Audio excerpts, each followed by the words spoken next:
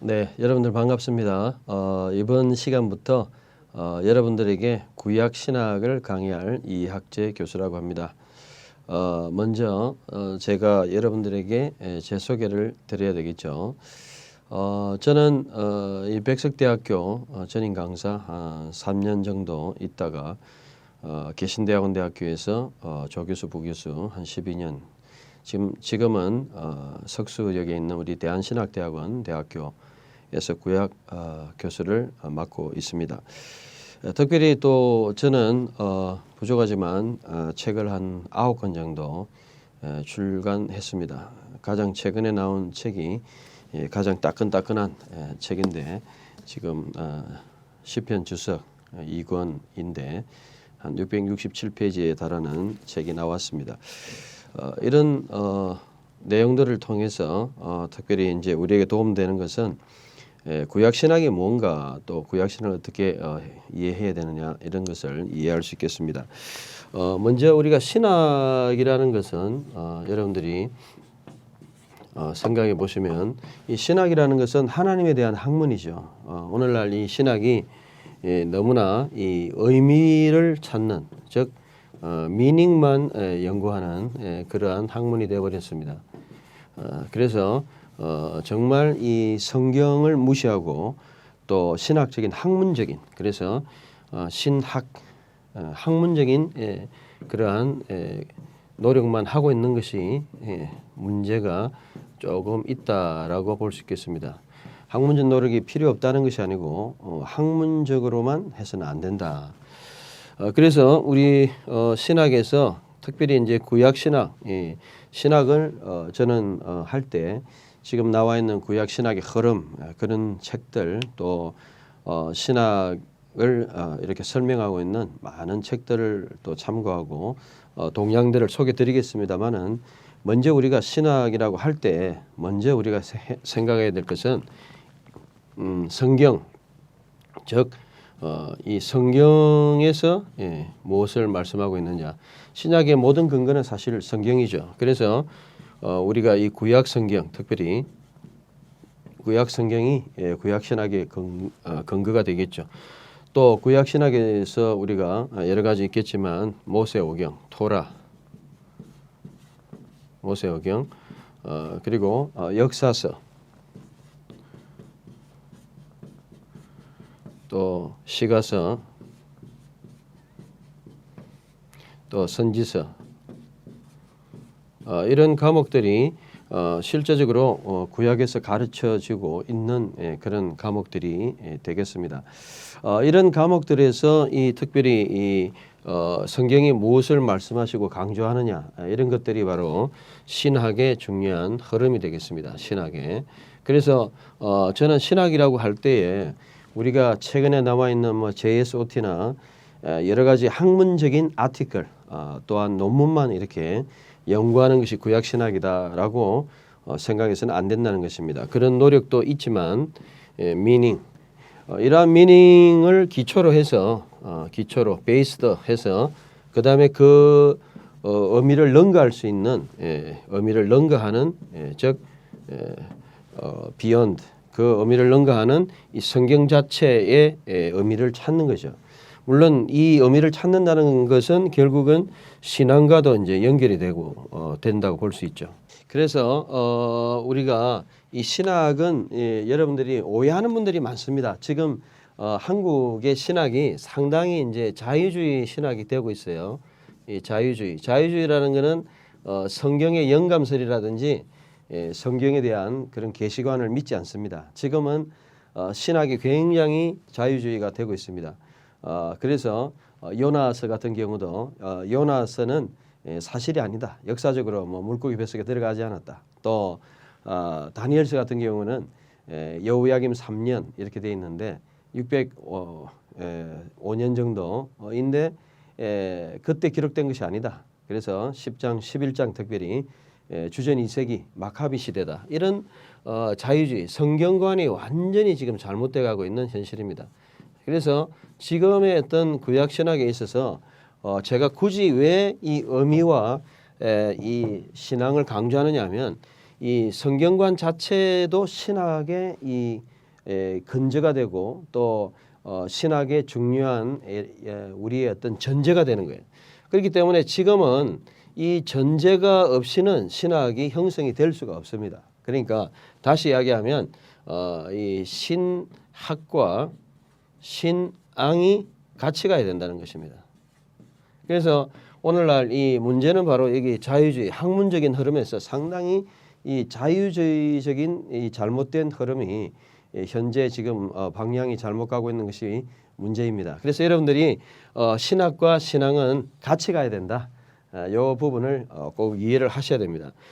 그래서 성경관 하나의 말씀은 오직 하나님의 말씀이고 또한 영감된 말씀이고 또 하나님의 계시다 하는 이런 계시관이라든지 우리가 이 부분은 제가 조직신학이고 또 여러 가지 다른 부분이 있기 때문에 제가 이 부분은 또 설명하지는 않겠습니다. 그러나 성경이 하나의 말씀이라는 걸 믿고 또 그 전제를 가지고 그래서 창세기가 뭐 신화라든지 그런 뭐 쓸데없는 또 어리석은 또 바보 같은 그런 이야기를 하면 안 되고 성경에 나와 있는 모든 이러한 계시들이 특별히 뭐 어떤 사람들은 고대 건동을 이야기해 가지고 고대 건동이 상당히 뭐 대단하게 뭐 의미 있는 것처럼 생각합니다. 여러분 뭐 고대 건동이 없어도 성경 하나의 말씀이 진리예요. 그런데 오늘날 학자들이 자신의 학문을 조금 드러내려고 학문을 조금 높이고 학문의 의미성을 좀 찾다 보니까 마치 고대 건동이 없으면 성경이 무의미하다 이렇게 생각하는 이 어리석은 누를 범하고 있습니다. 그래서 이 제가 최근에 이제 요 문제하고도 연결되지만 최근에 이제 피터 엔즈라는 우리 웨스트민스터 신학교의 교수였던 그런 사람이 이제 학교에서 해고가 됐어요. 그 이유가 뭐냐면 이 사람의 사상이 고대 건동이 꼭 마치 정말 이 필요한 것처럼 그래서 인카네이셔널 이런 특별히 성육신 이런 부분들을 인카네이셔널 어날러지 특별히 분석이라든지 또는 유추라든지 이런 단어를 썼어요.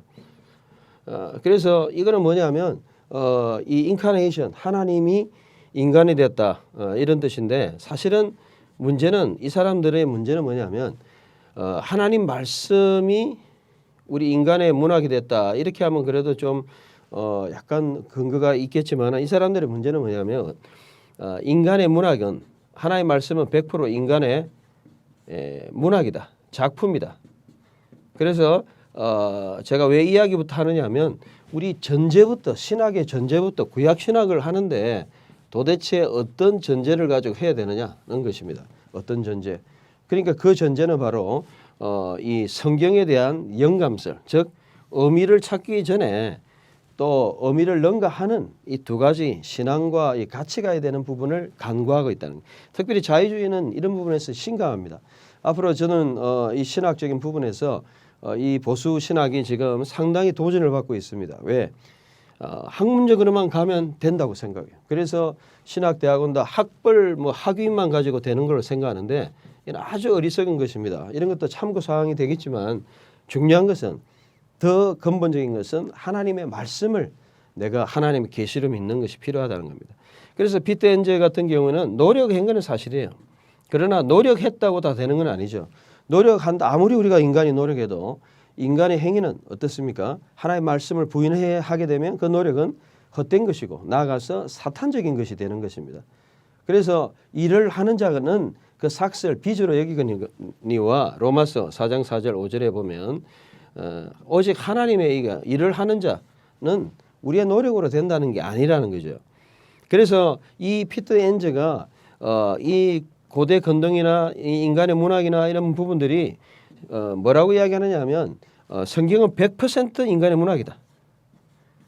그리고 동시에 하나님 100% 하나님의 말씀이다. 이런 말을 해요. 이건 지금 여러분들이 잘 알아야 됩니다. 많은 사람들이 이 책을 읽고 뭐 은혜를 받았다 뭐 이렇게 하는데 이건 아직 성경을 분석을 못하는 사람들입니다. 여러분들이 피터 엔즈의 좋은 면도 있겠지만 이게 치명적으로 성경의 계시를 깨뜨리는 말씀이에요. 무슨 말이냐면 인간의 하나님의 말씀은 100% 인간의 문학이 될 수가 없어요. 하나님의 말씀이고 문학적인 요소가 있어요. 문학적인 요소가 있는 것이지 인간의 100% 문학 작품은 아니에요. 성경을 읽을 때 문학으로 읽는 게 아닙니다. 문학적으로 단어적으로 틀린 것도 있어요. 인간적으로. 문학 작품으로만 접근해서는 안 돼요. 문학을 넘가야 돼요. 그러니까 이러한 전제도 문제거니와 치명적인 문제는 뭐냐면 인간의 100%의 문학이 하나님의 말씀이 되었다는 거예요. 이거는 말도 안 되는 소리입니다. 이거는 진짜 헛소리입니다. 헛소리. 헛소리. 왜? 우리가 여러분들이 그 인카네이션이라는 거는 인카네이션 하니까 뭐 사람들이 거부를 못 하니까 막 인카네이션만 넣으면은 해결할 수 있다. 그렇게 생각했나 봅니다. 이 사람이. 그래서 인간의 100%의 이 문학이 하나님의 말씀이 됐다고 하는데 이거는 성경하고는 안 맞아요. 성경에서는 요한복음 1장 14절에 보면 하나님 독생자 예수, 하나님의 아들 예수님이 바로 인간의 육신이 되었다. 인카네이션. 즉 하나님이 인간이 되었다. 이렇게 말씀하고 있지. 인간이 하나님이 되었다. 이렇게 말하고 있지 않아요. 만약에 이 반대 사건이 가능하다면 인간이 하나님이 되는 것이 가능하다면 누구나 예수 그리스도 없이 하나님의 구원 없이 자신의 노력을 통해서 하나님께 갈 수 있다는 거예요. 상당히 인본주의적이고 인간의 노력, 인본주의적이고 그다음에 인간의 노력을 강조하는 또 하나님의 은혜를 깨뜨리는 그러한 전제를 가지고 있다. 여러분들이 그렇게 보셔야 됩니다. 그러니까 이런 전제를 가지고 지금 그러니까 이 사람들은 창세기도 신하라 그래요. 창세기는 신하고 그다음에 그다음에 아가 솔로몬의 아가라고 하는데 솔로몬이 쓰지 않았고 솔로몬이 안 썼다. 창세기는 신하다. 사실이 아니다. 천지창조도 사실이 아닌 것처럼. 그다음에 또 아까도 말씀드렸지만은 요나서 같은 경우는 요나서는 하나님의 역사적인 사건이 아니고 그냥 이야기다. 허구다. 픽션이다. 픽션이다. 이렇게 이야기하고 또 다니엘 같은 다니엘 책도 제가 주석을 썼지만 다니엘은 역사적 실제 사건이 아니고 다니엘은 그야말로 그냥 나중에 예언되고 나서 예언이 성취되고 나서 예언적인 그러한 책으로 쓴 흔히 말하는 묵시라는 개념. 묵시라고 할 때 묵시도 좋은 단어가 아니죠. 묵시라고 할 때 묵시라는 말은 하나님의 계시가 이미 이루어지고 나서 마치 계시적인 형태를 문학적으로 쓴 작품을 묵시다 이렇게 이제 전제를 해요. 그렇기 때문에 다니엘서는 예언이죠. 특별하게 하나님이 앞으로 그리스와 로마 시대에 일어날 모든 예언들을 이 10장 이후에 앞으로 말씀하고 있어요. 그런데 그런 것들이 다 예언이 아니고 그냥 이루어지고 나서 기록한 책이다 이렇게 보는 거예요. 그러니까 이 성경을 완전히 깨뜨리는 겁니다. 이 성경관, 자유주의 성경관 어디에 있습니까? 여러 가지 노력으로 마치 인간의 노력이 첨가되어야 되고 마치 인간의 모든 역사와 이런 배경, 특별히 고대건동이 이해가 되어야만이 성경이 이해되는 것처럼 이렇게 성경을 만들어놨어요. 솔직하게 우리가 좀 생각해 보시죠. 우리가 솔직하게 성경을 읽을 때 우리 평신도들이 여기 공부하시는 분들은 신학생이나 또 구약신학에 관심을 가지는 신학도라고 볼 수 있는데 그런데 여러분들이 생각하실 때 진짜 우리가 이 고대건동 없이는 그러면 창세기의 말씀을 이해할 수 없을까요? 그렇지 않습니다. 창세기 말씀은 그냥 우리가 읽어도 이해가 됩니다. 고대건동 지식이 없어도 충분히 이해가 돼요. 그러니까 이 학자들이 마치 자신의 어떤 학문을 어미성을 찾으려고 이 고대건동을 꼭 알아야 구약을 안다. 이렇게 몰아가고 또 주장하고 또 과장하고 또 교만하게 말하는 것입니다. 그래서 우리는 이 구약신학이라고 할 때 먼저 하나님이 누구신가? 하나님이 무슨 말씀을 하고 계신가? 성경을 통해서 또한 하나님께서 특별히 이 성경에 어떻게 계시하고 계신가? 그런 부분을 위주로 우리가 이 의미를 찾아야 됩니다. 그것이 바로 구약신학의 바른 접근이다라고 할 수 있겠죠. 네, 그래서 우리가 이 구약신학 좀 화면이 꽉 찼어. 우리가 이 구약신학은 간단하게 이야기하면 성경이죠. 성경. 신앙이 필요하다는 거예요. 성경을 믿지 않으면 이 신학, 구약 신학, 성경이잖아요. 구약이 뭐 저기 다른 문학의 어떤 책입니까? 아니죠. 성경이에요. 그렇기 때문에 성경이 믿어져야 된다는 거죠. 뿐만 아니고 이거는 신앙이 있어야 된다는 거고, 그 다음에 신학이라는 거는 우리가 이제까지 연구해왔던 뭐 언어부터 해가지고 모든 언어, 문학, 역사 뭐 다 포함해서 필요하다는 거죠. 이런 모든 내용들이 이제 다 필요하는, 그래서 성경을 통한 신학을 해야 된다. 이 여기에 이미 다 들어있잖아요. 신앙과 신학. 그리고 이 의미만 찾는 게 아니고, 의미만 찾는 것이 아니고, 결론적으로 의미만 찾는 것은 의미가 없어요. 성경은 의미만 찾아서는 안 돼요. 의미를 찾아서 그것이 과연 나에게 삶으로 어떻게 와닿고 또 나의 삶을 어떻게 변화시키느냐, 이 부분이 중요하죠. 뭐 그래서 우리가 이 성경 나중에 이 구약 신학 나아가면 우리가 이제 구약하는 분들은 구약만 이렇게 이제 연구를 하는데 사실은 신약하고 또 연결이 돼야 돼요. 신약의 연관성. 그래서 이 여러분들이 디모데후서 3장 16절에 보면 모든 성경, 구약과 신약을 다 포함하죠. 구약과 신약을 다 포함해서 모든 성경은 하나님의 영감, 데오포네오, 하나님의 호흡이죠. 이 영감이라는 것은 하나님이 불어넣었다, 불어넣은 거죠. 불어넣은 것으로 이 하나님의 말씀은 교훈, 나를 가르치는 거죠. 이 나에 대한 변화의 역사가 일어나야 된다는 겁니다. 그래서 우리가 너무 신학을 학문 없이 하는 것도 문제지만, 너무 신앙적으로만 하는 것도 문제지만, 반대로 신학을 신앙 없고 또 나의 어떤 삶의 변화가 없고 또 우리 어떤 공동체의 어떤 변화가 없는 그런 신학은 의미가 없다. 교훈과 책망. 이 책망은 누구를 책망합니까? 남을 책망하는 것도 있지만 자신을 책망하는 거예요. 나를 쳐서 복종시키고 내가 변해야 되죠. 이 성경은 가르치기 위해서, 제가 이 구약 신학을 강의를 하지만 이 성경이 무슨 강의를 위한 교과서로만 있는 게 아니에요. 강의를 위한 교과서다.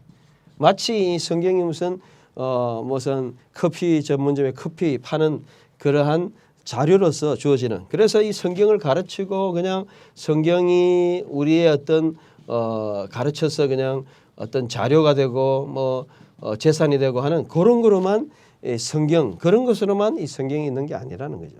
성경은 교훈, 우리의 삶을 책망하게 하고 또 우리의 삶을 바르게 하고 의로 교육하고, 그래서 우리가 어떻게 나아가야 되느냐, 목적, 목표, 이 모든 방향을 이 성경이 제시를 해주는 거예요. 이 신약이 답을 주지 않습니까? 바울이 구약에 능통했는데 이러한 내용들이 바로 신학이죠. 그래서 이러한 신학의 전제, 지금 제가 이제 초반부에 언급하는 것은 의미와 신앙, 의미를 능가하는 것, 그리고 신앙과 신학의 그 중요성, 그리고 신앙이 전제되지 않는 신학은 의미가 없다 하는 이런 부분을 분명하게 제가 설명을 드렸습니다. 자, 그렇다면 이제 조금 더 나아가서 과연 그러면 우리가 이러한 구약적인 신학에서 구약의 흐름, 학문적인 그럼 흐름은 어떻냐? 이 부분 흐름은 어떻느냐라고 이제 여러분들이 이제 궁금해 하시겠죠. 구약 신학의 흐름은 여러분들이 제일 잘 알 수 있는 그러한 내용들을 여러분들이 이제 책을 통해서 읽어야 되죠. 구약 신학의 동양, 신학의 동양, 게하르트 하젤이라는 사람이 있죠. 물론 이 사람은 저도 뭐 거의 90년대 초반에 그때 이미 책이 나와 있었고 또 신약도 이분이 쓴 신약 신학의 동양 뭐 이런 흐름들을 가지고 있는데, 여기 이 책을 읽어보시면 10가지를 제시하고 있습니다. 이 10가지를 제시하고 있고 신학의 여러 가지 이제 과연 중심이 뭐냐, 흐름이 뭐냐, 큰 주제가 뭐냐 하는 것이 이제 중요한 흐름 중에 하나죠. 그러니까 우리가 신약도 마찬가지겠지만 구약에서 특별히 우리가 이 성경의 주제가 뭐냐, 구약의 주제가 뭐냐, 이것이 바로 구약 신학이 추구하는 그러한 내용이라고 볼 수 있겠죠. 그래서 어떤 사람은 하나님의 백성이다, 또 뭐 하나님이다, 또 하나님의 어떤 백성의 신앙이다, 뭐 언약이다. 뭐 가전 우리가 중요한 주제들이 구약성에 보면 다 나온다는 거죠. 다 일리가 있어요. 또 실제로 구약신학이라는 책을 10권 이상 여러분들이 조사를 한번 해보세요. 그러면 이 모든 이 신학들이 다 어떤 주제를 가지고 이것이 주제다. 또 어떤 사람은 거룩이다. 어떤 사람은 또 뭐 예배다. 뭐 하여간 주제가 여러 가지가 있겠죠. 또 성화다, 구원이다. 뭐 어떤 주제를 하든지 간에 또 우리가 이런 주제가 다 일리가 있어요. 저는 볼 때 그러면 과연 어떤 게 맞느냐? 이 구약신학의 동량에 보면 이 하젤이라는 학자는 여러분들이 뭐라고 이야기하느냐 하면 결국 구약신학의 동량, 구약신학의 동량은 뭐냐? 그것은 멀티플렉스다. 멀티플렉스. 여러분들이 멀티플렉스는 이제 예전에는 우리가 이해가 잘 안 됐는데 영어다 보니까 근데 여러분들이 요즘 영화관에 가면 이 멀티플렉스 아닙니까? 멀티. 여러 가지 영화관이 하나가 있는 게 아니고 우리가 예전에는 저희들이 공부할 때만 해도 우리나라는 영화관이 하나였고 하나를 영화를 상영을 해줬죠. 그런데 여러분들이 요즘 뭐 보면은 기본 3개, 5개, 8개, 11개 뭐 하여간 많은 영화관이 있고 또 자기가 보고 싶은 것을 마음대로 보죠. 이런 여러 가지 영화를 이제 상영하는 그런 관을 멀티플렉스라 그러지 않습니까? 마찬가지입니다. 구약신학도 우리가 큰 흐름에서 본다면 여러 가지 관점을 우리가 볼 수 있는데 이러한 여러 가지 관점 중에서 제일 중요한 것이 다양하다. 라는 이 결론이 이제 10번째 이제 이 하젤이 10가지의 신학 흐름을 보여주면서 뭐 여러 가지 뭐 가르침을 위한 신학, 다이렉틱, 뭐 그다음에 다이크로닉, 뭐 역사적인 분석, 뭐 여러 가지 뭐 주로 그런 내용들도 사실 주제에 관련된 거예요. 주제, 역사, 뭐 어떤 그런 것을 통해서 이 여러 가지 주제를 강조해 왔죠. 결론적으로 이 멀티플렉스와 이제 연관해서 볼 때 저는 이 폴 하우스라는 구약학자 폴 하우스라는 사람이 있습니다. 이 사람이 쓴 구약신학이라는 책이 있습니다. 이 사람이 쓴 구약신학에 보면 그 구약신학의 내용이 뭐냐면 결국 창세기부터 주제를 찾는 거예요. 각 건별로. 우리 창세기부터 말라기까지 각 성경의 구원의 주제가 뭐냐 하고 그 주제를 찾는 것입니다. 그래서 여러분들이 이러한 주제를 통해서 성경 각 권의 주제를 우리가 찾아보면 이 주제가 과연 같으냐 다르죠. 뭐 창세기 같은 경우에 아마 폴 하우스하고 제하고 좀 비슷한 부분이 있더라고요. 그래서 저도 부족하지만 이 구약 성경에서 배운다 이 책을 9권 아까 제가 쓴 것을 소개해 드렸죠. 그 내용들을 보면 여러 가지 있는데 이 9권 특별히 저서에서 이 9권의 여러 가지 이제 내용들을 이제 여러분들이 참고해 본다면 특별히 이 구약 전체에 대한 주제별로 성경을 이렇게 공부하고 그렇게 한 것이 많습니다. 그러니까 그 주제가 다 같을 수가 없어요. 창세기 같은 경우는 이 창조주 하나님이 강조되어 있잖아요. 그렇죠. 그런데 출애굽기를 읽어보면 누가 읽어도 누가 봐도 출애굽기는 구원자 하나님이 강조되어 있죠. 그러니까 물론 뭐 이거조차도 하나님 중심으로 안 보고 또 언약 중심으로 볼 수도 있어요. 아브라함의 뭐 족장 언약부터 해가 출애굽기 시내산 언약. 그러니까 이런 모든 것들도 결국 뭐냐면 이 언약 또는 뭐 하나님 그렇게 이제 주제를 맞춰서 볼 수가 있겠죠. 그러나 그렇다 하더라도 일단은 이 하나님의 어떤 측면들이 다르다. 결국은 멀티 여러 가지 다양한 각도로 접근을 해야 된다는 것입니다. 다시 이야기하면 구약 성경은 한 가지 주제로 볼 수도 있지만 한 가지 주제로 우리가 서술할 수도 있습니다. 서술이 가능하죠. 가능합니다. 그러나 한 가지로만 볼 수가 없다는 것이죠. 주제 서술이 가능하지만 각 건이 과연 또 성경 전체가 구약이 전체가 특별히 한 가지 주제를 이야기하느냐 하는데 의문을 가질 수 있는 것입니다. 이것을 우리가 바로 뭐라고 하느냐 하면 이 멀티플렉스 특별히 하젤이 이야기했고 또 폴 하우스가 접근하고 있는 이 구약신학적 입장 여러 가지 다양한 관점이라고 볼 수 있죠. 사실 이것은 그래서 이 다양한 관점을 이해하기 위해서 사실은 구약신학은 보통 한 10년 이상 가르친 교수들이 강의를 하죠. 개론도 마찬가지고. 자, 왜 그러느냐. 전체를 다 읽고 있어야 되죠. 창세기부터 말라기까지 거의 뭐 구약 자체는 적어도 꿰뚫고 있어야 되고 또 주제도 우리가 한 가지만 끌어낼 수 있는 게 아닙니다. 성경이 우리 절대로 만만한 책이 아닙니다.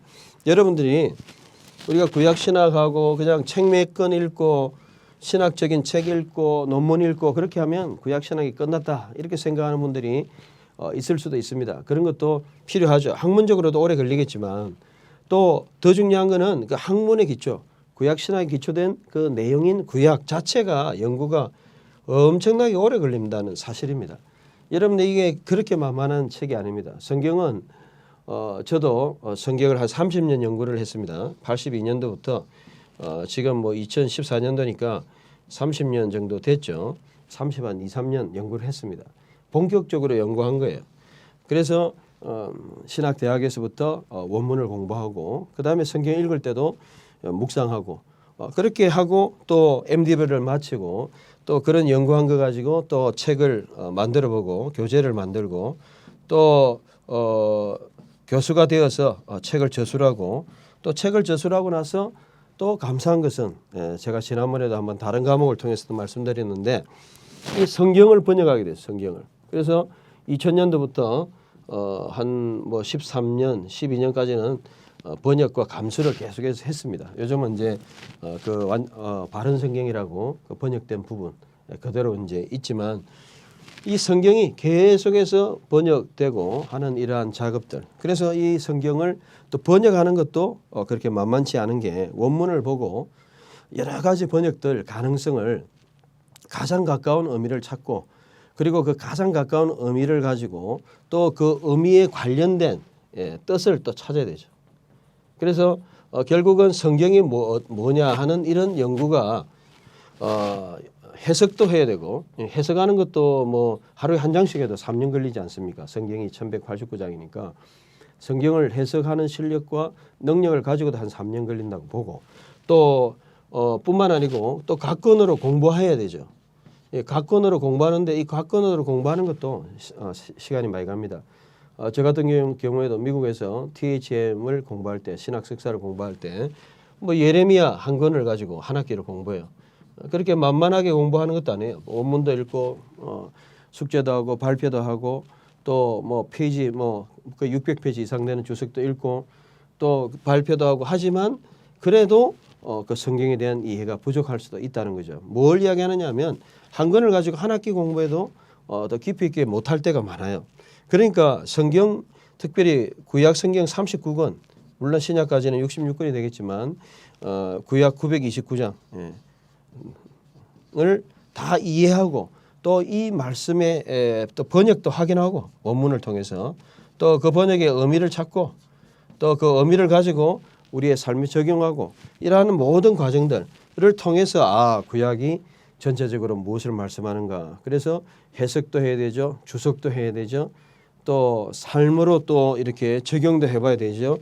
여기 보면 이러한 내용들을 다 이렇게 해보고 나름대로 정리를 하고 또 그런 정리를 통해서 성령님의 조명 가운데서 우리가 이 구약을 다시 한번 이 하나로 볼 수는 없지만 또 하나로도 보기도 하고 또 여러 가지 주제로 보기도 하고 그래서 구약의 이 중심 주제를 찾기도 하고 또 여러 가지 관점들을 보기도 하고 그래서 적어도 구약에 있는 이 하나님 즉 구약에서 말씀하시는 이 성경에서 말씀하시는 이 하나님의 뜻과 하나님의 그 모든 신학적인 그 뜻을 찾는 것이 바로 구약 신학의 흐름이고 단순하게 신학적인 학자들이 그냥 서술해 놓고 또 학자들이 그냥 성경에 대해서 이렇다 나는 이렇게 생각한다 하고 학문적으로만 다루었던 것만 연구하는 것이 성경 구약 신학의 연구의 결론은 아니라는 것입니다. 그래서 여러분들이 신약도 마찬가지고 구약신학도 마찬가지겠지만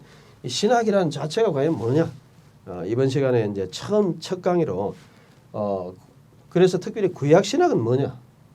구약은 여러분들이 신학을 공부한다고 할 때 흔히 그렇습니다. 우리가 신학도들이 저지르는 그러한 누가 뭐냐면 신학을 공부하다 보면 너무 이렇게 기도를 안 하고 오히려 믿음이 떨어지는 분들이 많이 계십니다. 자격증도 따고 연륜도 쌓이고 경력도 쌓이고 또 안수도 받고 목회자도 되지만 정작 이 성경에 대한 이러한 순수한 마음과 또 성경에 대한 신앙이 멀어질 때가 있어요. 그 왜 그러느냐? 바로 성경은 신앙을 기본으로 한다는 것입니다. 그리고 기본으로 한 신앙과 마찬가지로 또한 신학적인 작업이 같이 간다. 그래서 아까도 제가 이 미닝 신학적인 의미에서 미닝으로만 끝나면 안 되고 미닝을 능가하는 그러한 하나님의 뜻 나에게 적용되는 이까지 말씀으로 보면 이제는 이 구약 신학이 아주 은혜가 된다는 거죠. 자, 그래서 금방 이 신학이라는 거는 여러 가지 신학이 있지 않습니까? 성경신학, 성경신학이 있고 그 다음에 조직신학이 있고 역사신학이 있고 실천신학이 있는데 이 모든 신학의 이 호소와 같이 이 자료가 뭔가, 소스가 뭔가 그것은 바로 성경이라는 것입니다. 그래서 우리가 신앙의 근본도 성경이고 신학의 근본도 성경이고 우리가 설교를 하는 내용의 이 말씀의 근원도 성경이고 그래서 성경은 이 모든 신학적인 작업에서도 이런 호소와 같은 것이 되는 거죠. 그래서 구약 신학은 학문적인 내용도 잘 알아야 되지만 근본적으로 말씀을 바르게 이해하고 연구하는 노력이 필요하다. 또한 그 말씀을 믿는 작업이 필요하다. 그래서 우리가 이 구약 신학의 오늘 첫 시간의 첫 강의는 바로 전제. 과연 우리가 무엇을 믿고 무엇을 전제를 하고 신학을 할 것인가라는 것을 우리가 볼 수 있겠습니다. 우리 그 다음 세션을 계속해서 또 그 다음 내용으로 나가도록 하겠습니다. 감사합니다.